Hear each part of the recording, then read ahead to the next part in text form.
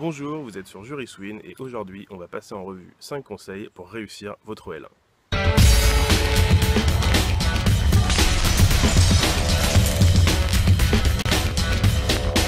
Premier conseil, prenez le temps de planifier votre année.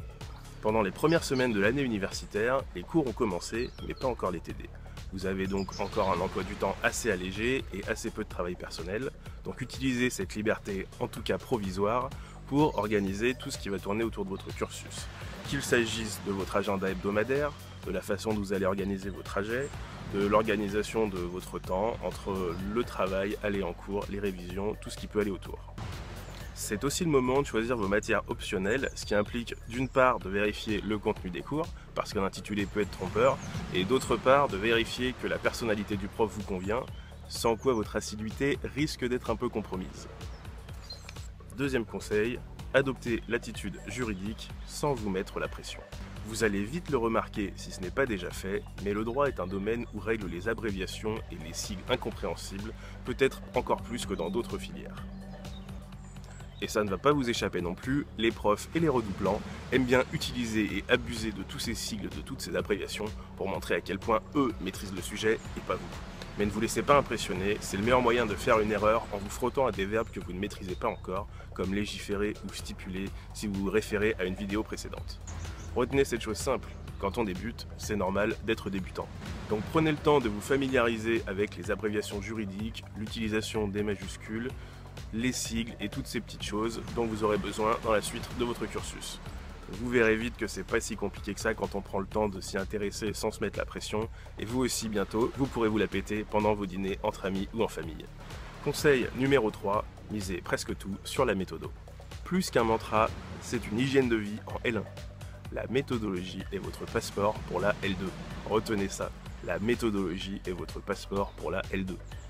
Alors ça ne veut pas dire que le contenu de vos cours est superflu, il ne faut pas non plus voir le vice partout, mais vous n'arriverez à rien et vos notes seront catastrophiques si vous ne maîtrisez pas la méthodologie juridique de tous les exercices que vous allez devoir affronter. En première année, en général, ce sera la dissertation juridique, la fiche d'arrêt, le cas pratique et le commentaire de texte.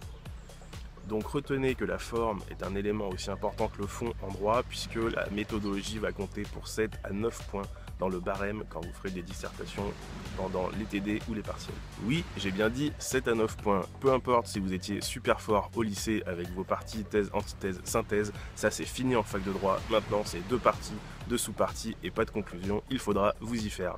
Même si vous connaissez votre cours par cœur et que vous ne respectez pas la méthodo, ça ne marchera pas, laissez tomber. Vous êtes prévenus, respectez la méthodo, 2 parties, 2 sous-parties et pas de conclusion.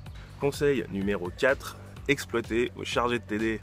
À part quelques psychopathes égarés et quelques hybrides extraterrestres, la plupart des chargés de TD sont des ambassadeurs du funk.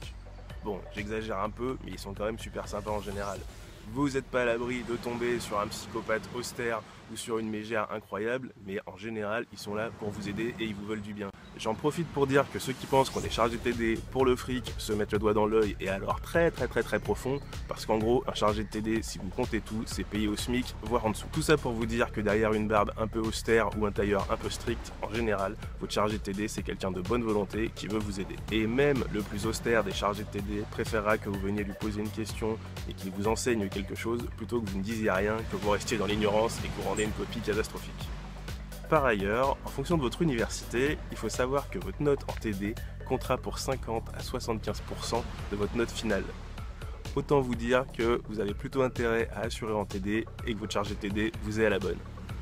Donc, préparez un minimum vos séances, essayez d'arriver en sachant de quoi vous allez parler, et si vous en avez, listez vos questions. Il n'y a aucun problème à arriver en TD, à lever la main et à poser des questions sur le sujet du jour. Et si vous vous demandez encore pourquoi poser des questions, la réponse est simple, c'est qu'en posant les bonnes questions, vous obtiendrez les bonnes réponses.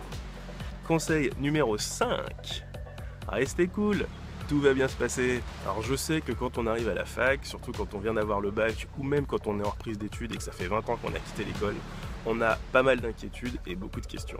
Chaque décision prend une quantité incroyable d'énergie et on a l'impression de jouer son avenir à chaque fois qu'on doit choisir entre 2 options. Mais la vie vous apprendra que c'est rarement le cas. D'une façon générale, il n'y a pas vraiment d'occasion qui ne se représentera pas. Il n'y a pas vraiment de choix sur lequel vous ne pourrez pas revenir. Et ensuite, il n'y a jamais rien de définitif dans la vie. Bon, à part la mort, mais ça c'est un autre débat. Donc vous faites du droit aujourd'hui et vous ferez peut-être autre chose demain. L'important, c'est d'avoir des rêves et de travailler à les réaliser. Donc voilà, j'espère que ces 5 conseils vous auront aidé.